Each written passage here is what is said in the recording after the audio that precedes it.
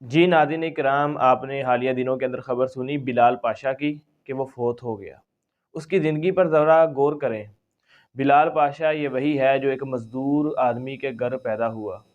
اس کا باپ مزدور تھا، اس نے مزدوری کر کر کے اپنے اس بچے کو پڑھایا لکھایا۔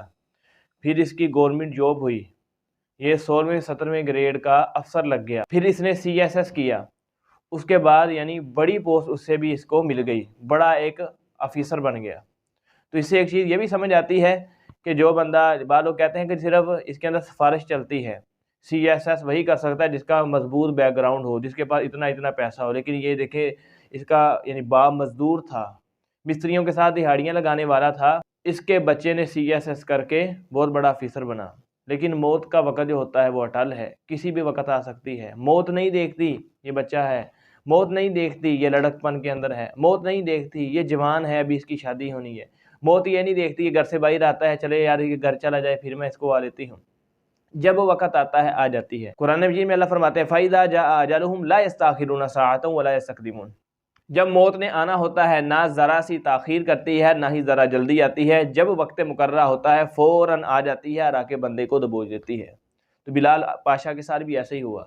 CSS کرنے کے بعد ابھی یہ آفیسر بنا ہی تھا، موت نے اس کو دبوچ لیا۔ نہ جگر کا مسئلہ ہے، نہ دل کا مسئلہ ہے، نہ گردوں کا مسئلہ ہے، ایک بیماری تھی کہ پریشان بہت رہتا تھا، ڈپریشن کا مریض تھا جس کی وجہ سے یہ فوت ہو گیا۔ بالکل یہی کیس تھا مولانا طارق میر صاحب کے بیٹے عاصم جمیل کا، وہ بھی ہر چیز تھی، نفسیاتی مریض تھا، پیسہ تھا، دولت تھی، عزت تھی، شہرت تھی، دیندار گھرانہ تھا، ہر چیز تھی، لیکن وہ نفسیاتی مریض تھا، ڈپریشن کا شکار تھا، جس کی وجہ سے وہ بھی فوت ہو گیا۔ تو ناظرین کرام، یہاں پر ہمارے لیے ایک نقطہ ہے، ہمارے لیے یہ درس ہے، دونوں جوان موتیں جو یعنی ایک ماہ کے اندر ہوئی ہیں، تو ہمارے لیے یہ درس چھوڑ کے گئی ہیں کہ موت کسی بھی وقت آ سکتی ہے۔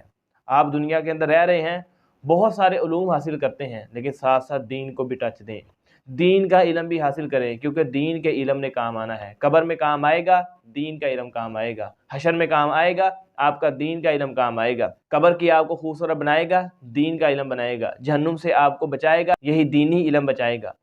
جنت آپ کو دلوائے گا تو یہی دینی علم دلوائے گا۔ تو دین کے ساتھ جڑیں، دین کے ساتھ دیکھیں نا، ہر طرح کی بندہ ڈگریاں لے لیتا ہے، FSC آپ کے کام نہیں آئے گی، BSc آپ کے کام نہیں آئے گی، دیگر جو علوم و فنون ہے، اس نے اقوالیات میں، افکاریات میں درک حاصل کیا ہے، اسے فلاں فلاں علوم میں مہارت تامہ ہے، عبور کامل ہے، وہ چیزیں کام آنے والی نہیں ہیں۔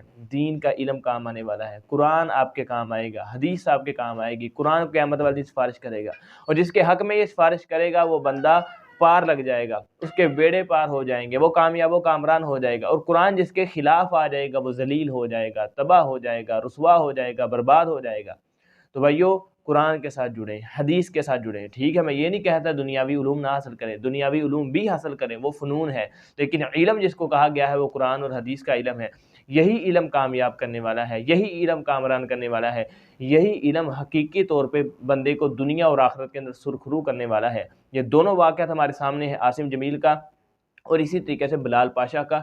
ینگ ہیں، بلال پاشا کے پاس دنیاوی تعلیم تھی، CSS کیا ہوا ہے، اسی طریقے کے ساتھ گورنمنٹ آفیسر ہے، لیکن موت آ گئی ہے۔ موت ہر بندے کو آنی ہے، لیکن اس کے لیے کچھ نہ کچھ تیاری کر کے جائیں، کوئی نہ کوئی ایسا عمل کر کے جائیں جو آپ کے لیے آخرت میں ذخیرہ بنے، کوئی نہ کوئی ایسا عمل کر کے جائیں اور آپ کو کامیابی اور کامرانی دلوائے، کوئی نہ کوئی ہمارے نامہ اعمال میں کوئی نہ کوئی ایسا لازمی عمل ہونا چاہیے جس کے ذریعے سے ہم نجات پا جائیں جہنم کی آگ سے، اور ہمیں اللہ تعالیٰ جنت کا داخلہ نصیب فرمائے۔ ہم دونوں کے لیے دعا کرتے ہیں، اللہ تعالیٰ عاصم جمیل کو بھی اللہ تعالیٰ جنت الفردوس میں اعلیٰ مقام عطا فرمائے، اس کی غلطیوں کو معاف فرمائے، اللہ تعالیٰ اس کے درجات کو بلند کرے، نیکیوں کو قبول کرے۔ اسی طریقے کے ساتھ یہ جو ابھی حالیہ دنوں کے اندر بڑی افسوسناک خبر آئی ہے بلال پاشا کی، اللہ تعالیٰ اس کو بھی معاف کرے، لواحقین کو صبر جمیل عطا فرمائے، اللہ تعالیٰ اس کی مغفرت فرمائے، قبر کو جنت کا باغ بنائے، نیکیوں کو قبول کرے، سیئات سے درگزر فرمائے، آمین ثم آمین۔